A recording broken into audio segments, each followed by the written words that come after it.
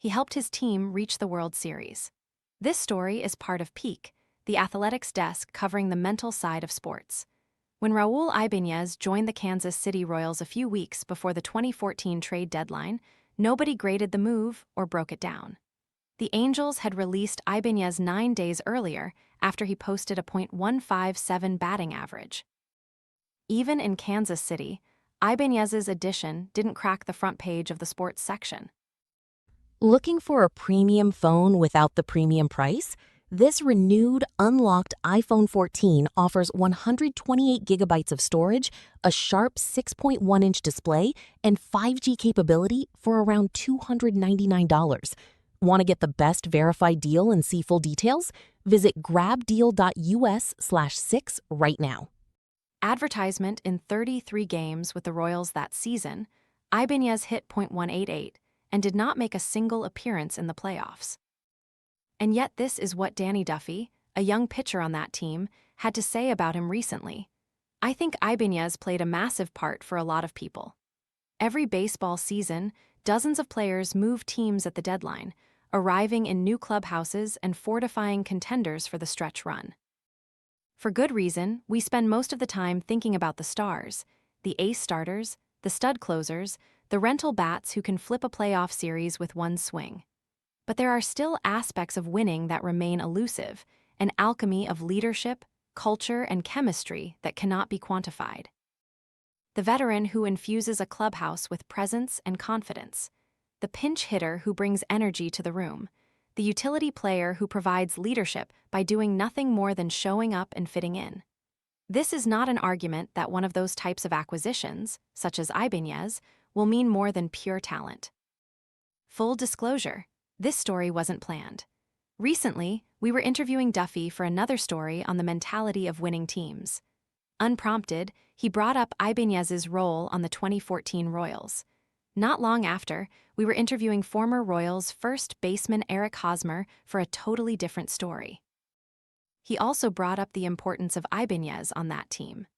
In the summer of 2014, Ibañez joined a young team carrying the weight of history.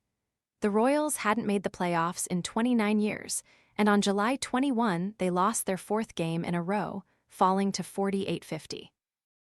Ibañez had been with the Royals for 3 weeks when he stood in front of his teammates to speak.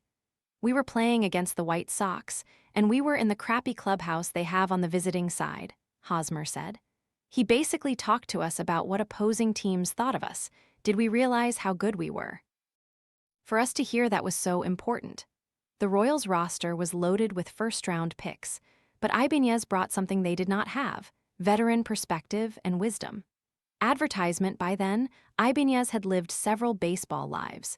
He spent his 20s struggling to stick in Seattle. He became a full-time starter in Kansas City at age 29. He made his first All-Star game at 37, the same year he played in the World Series for Philadelphia. All the while, he developed a reputation as one of the friendliest men in baseball. To hear someone like Ibañez say those words caused the players on the 2014 Royals to see themselves in a different light. "It clicked for all of us," Hosmer said.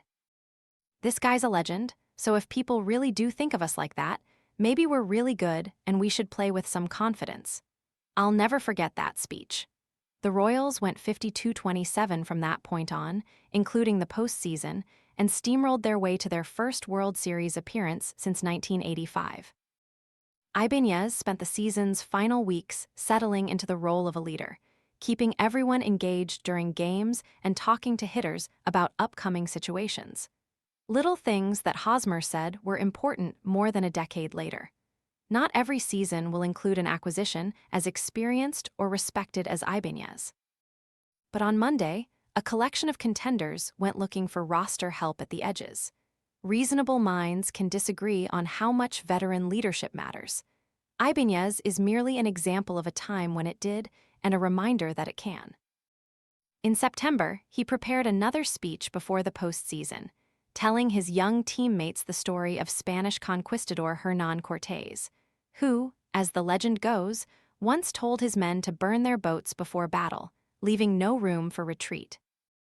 "I'm guessing everybody else in that entire clubhouse had chicken skin, just like I have right now as I'm talking about it," Duffy said. I mean, I still get goosebumps. The 2014 Royals lost in Game 7 of the World Series to the San Francisco Giants, and Ibañez retired after the season, eventually taking a job in the front office of the Los Angeles Dodgers. His leadership wasn't the reason the Royals went on that run. But it was a reason, however small, however out of sight, however unquantifiable.